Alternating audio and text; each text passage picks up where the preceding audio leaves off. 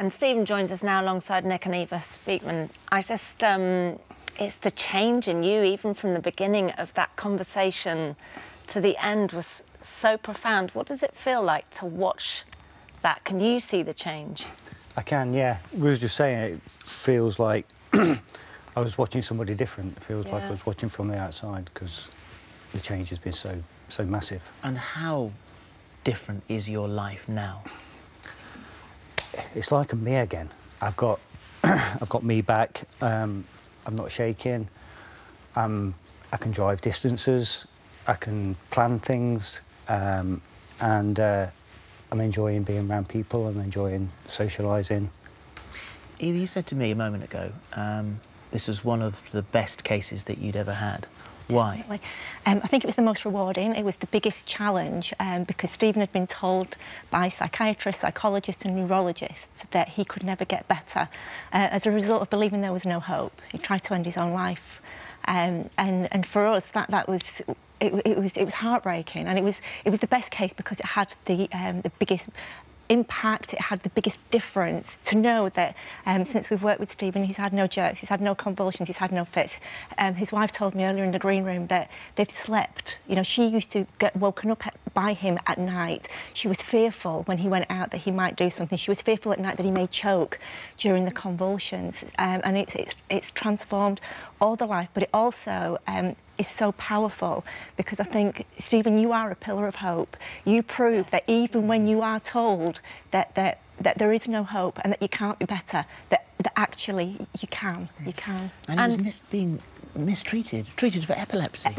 Yeah, I mean, and the thing is, it was 7 years of epilepsy medication, and any medication has side effects. And then when Stephen got diagnosed with PTSD, he's then taking antipsychotics, and I think the worst thing is, and this happens a lot, is that people get hope taken away.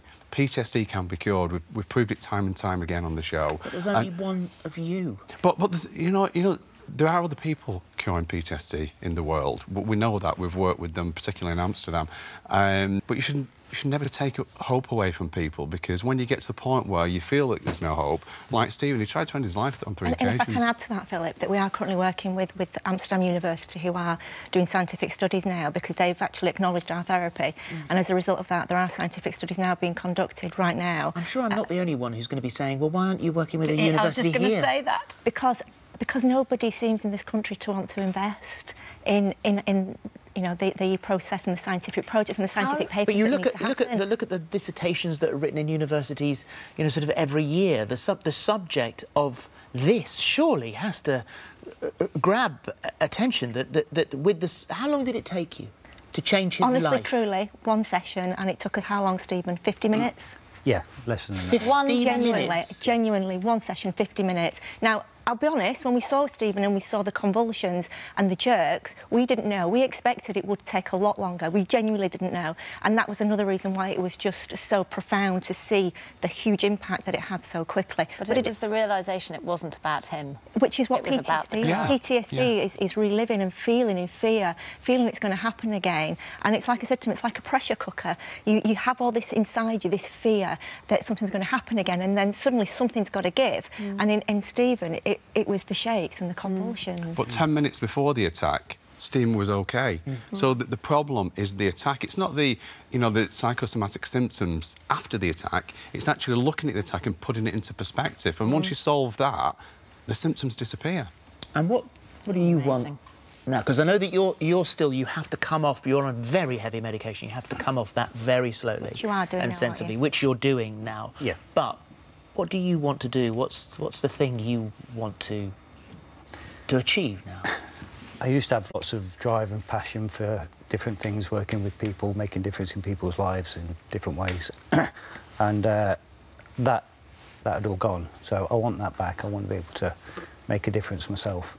And by helping him, then you help other people. Yeah. It's like paying it forward. It's a knock-on effect because we helped a soldier called Matt on the show some time ago, and it was Matt's wife's sister, who's a friend of Stephen's sister, and she urged him to contact us. So this has had a knock-on effect. There is a paying forward.